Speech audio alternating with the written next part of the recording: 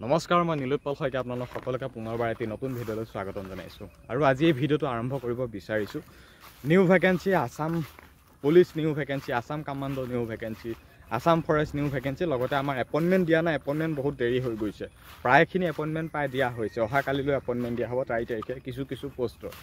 কিন্তু আজিৰ তাৰিখলৈকে আমাৰ অসম পুলিচৰ ABUB ক্ষেত্ৰত বা অসম পুলিচৰ গোটেই ডিপাৰ্টমেণ্টৰ ক্ষেত্ৰত মানে কেতিয়া এপইণ্টমেণ্ট ভাগ দিয়া হ'ব সেইখিনি এতিয়ালৈকে চূড়ান্ত হোৱা নাই। ৰিজাল্টটো দিয়া হ'ল, যিসকলৰ নাম আহিলে এতিয়া তেওঁলোকে ৱেইট কৰি আছে। বাকী নাম অহাসকলে চিন্তা কৰিব নালাগে। এপইণ্টমেণ্টৰ কথা যদি ডাইৰেক্ট যদি ক'বলৈ যাওঁ, যেতিয়াই নহয় এপইণ্টমেণ্ট হ'ব সেইটোতো চিয়'ৰ।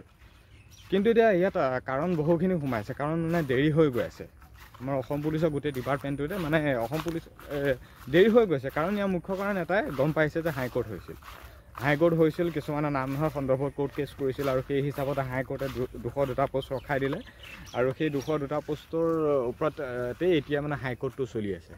আৰু অসম পুলিচৰ যেতিয়ালৈকে মানে ফাইনেল হাইকোৰ্টৰ চূড়ান্ত সিদ্ধান্তটো নাহে, তেতিয়ালৈকে মানে এপইণ্টমেণ্ট ভাগ দিয়া নহ'ব বুলি আমি গম পাইছোঁ। কিমান দূৰ সত্য কথা নাজানো, কিন্তু মানে আমি তেনেকৈ গম পাইছোঁ বোলে যেতিয়ালৈকে হাইকোৰ্টৰ সেই 202টা পোষ্টৰ ক্ষেত্ৰত ফাইনেল সিদ্ধান্তটো নহয়, তেতিয়ালৈকে এপইণ্টমেণ্ট দিব নোৱাৰে।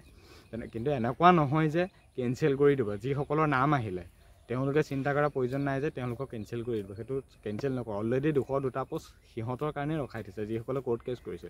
যিসকলৰ নাম আহিলে গোটেইখিনি পোষ্ট ৰিক্ৰুটমেণ্ট কেঞ্চেল কৰাটো ইমান ইজি নহয়, সেইটো নকৰে, সেইটো পচিবলে নহয়। সেই কথাষাৰ ইয়াত কোৱাটো উচিত নহয়, গতিকে চৰি।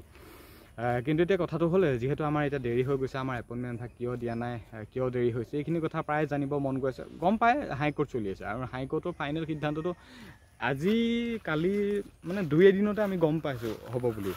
হাইকোৰ্টৰ ফাইনেল সিদ্ধান্তটো 2 এদিনতে সম্পূৰ্ণ হ'ব বুলি গম পাইছোঁ। বেছিদিন সময় নলয়, কাৰণ ইমান মাহ বছৰ ধৰি লগাই নিদিয়ে। এই নৱেম্বৰ মাহটোতে গম পাব, আৰু এই নৱেম্বৰ চলিত মাহটোতে গম পাব 202টা পোষ্টৰ ক্ষেত্ৰত কি হ'ব। তেওঁ সেই 202টা পোষ্টৰ ক্ষেত্ৰত যিমানখিনি হাইকোৰ্ট কৰিছিল, সিহঁতৰ লগত কি হ'ব, আৰু বাকী এপইণ্টমেণ্ট ভাগ কেতিয়া দিয়া হ'ব, সকলোখিনি কথা গম পাব। আৰু কেইটামান দিন ৱেইট কৰা, গতিকে ইমান চিন্তা কৰিবলগীয়া বিষয় নহয়। একদম চিন্তা মুঠতে মত কৰোঁ, আৰু চিন্তা নকৰিবা। এপইণ্টমেণ্ট ভাগলৈ এপইণ্টমেণ্ট দিবই। যিসকলৰ নাম আহিল তেওঁলোকে এপইণ্টমেণ্ট ল'ব পাবই। গুৱাহাটী খানাপাৰাত বাকী য'ত এতিয়া এপইণ্টমেণ্ট ভাগ দিয়া আছে, অহাকালিলৈ দিয়া হ'ব। গতিকে প্ৰায় এইকেইদিন এপইণ্টমেণ্ট দিয়া হৈছে ইটোৰ পিছত সিটো। গতিকে এই নৱেম্বৰ মাহতে গোটেইখিনি কথা গম পাবা। 202টা পোষ্টৰ ক্ষেত্ৰত কি হ'ব, বাকী এপইণ্টমেণ্ট ভাগ কেতিয়া দিয়া হ'ব নহ'ব, সেইখিনি কথা গম পাবা এইকেইদিনৰ ভিতৰতে। আৰু এতিয়া কথা হ'ল আমাৰ নিউ ভেকেঞ্চিক লৈ। নিউ ভেকেঞ্চি কেতিয়া আহিব, অসম পুলিচ আহিব নে আছাম ফৰেষ্ট আহিব নে আছাম কামাণ্ডো আহিব। যোৱাকালি মই মুখ্যমন্ত্ৰী আমাৰ ৰহাত আহিছিল, আৰু ৰহাত আহোঁতে মই গ'লোঁ, কাৰণ আমাৰ ওচৰতে যিহেতু আহিছে, নোযোৱাকৈনো কেনেকৈ থাকোঁ।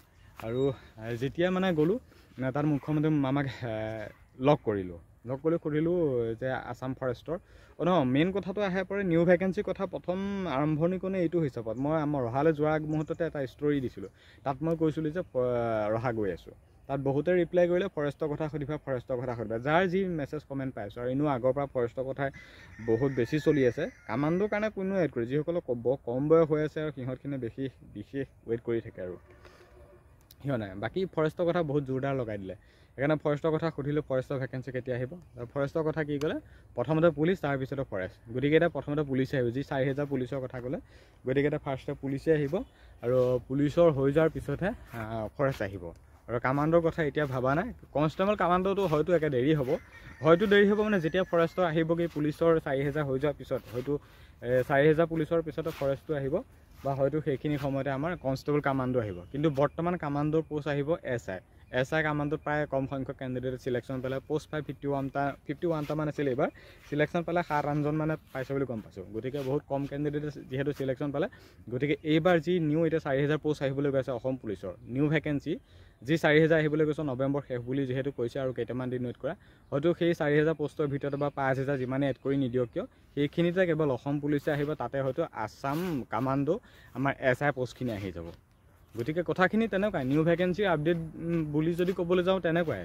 যোৱাকালি আমাক নিজে কৰিলোঁ, ফৰেষ্টৰ এতিয়া নহয়, ফাৰ্ষ্টে পুলিচৰ হৈ যোৱাৰ পিছতহে ফৰেষ্ট।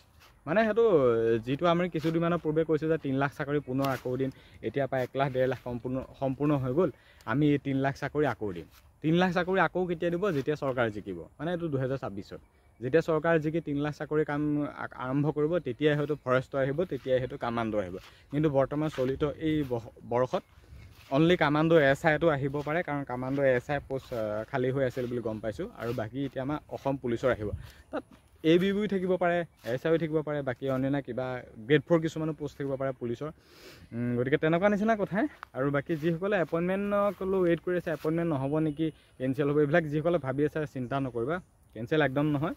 খালি 202টা পোষ্ট ৰখাই থৈছে হাইকোৰ্ট কৰা তেওঁলোকৰ বাবে। গতিকে তেওঁলোকে সেই 202টা পোষ্টৰ ক্ষেত্ৰত তেওঁলোকে জাষ্টিছ বা তেওঁলোকে মুঠতে ন্যায় পাবই, কাৰণ 202টা পোষ্ট এনেইতো বেকাৰ ৰখাই নথয়, তেওঁলোকে ন্যায় নাপাবৰ বাবে ৰখাই থ'ব নেকি?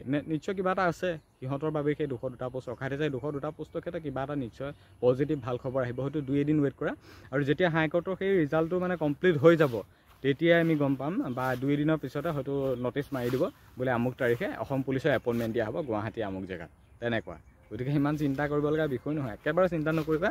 এই নৱেম্বৰ মাহটো ৱেইট কৰা, নিউ ভেকেঞ্চি হওক লাগিলে ফৰেষ্টৰ বা কামাণ্ডো এপইণ্টমেণ্ট যিয়ে নহয়, মুঠতে নৱেম্বৰ মাহতো সকলোখিনি গম পাবা। এতিয়া আৰু কেইটামান দিন ৱেইট কৰা। গতিকে আজিৰ ভিডিঅ'টো ইমানখিনি কথা হৈছে, যথেষ্টখিনি কথা ক'লে এটা ভিডিঅ'তে নিশ্চয় বুজি পাইছে। আৰু এনেকুৱা জেনুইন কথাবোৰ কৈ ভাল লাগে, এনেকুৱা মই ভিডিঅ' বনাওঁ, কাৰণ এনেই কিছুমান নকৰোঁ, যিটো জানো, যিটো হয় সত্য সেইটোৱে কৰোঁ। বাকী আৰু কেইটামান দিন ৱেইট কৰা, নৱেম্বৰতে গম পাবা। বাকী ভিডিঅ'টোত ইমানখিনি আছিল, ধন্যবাদ।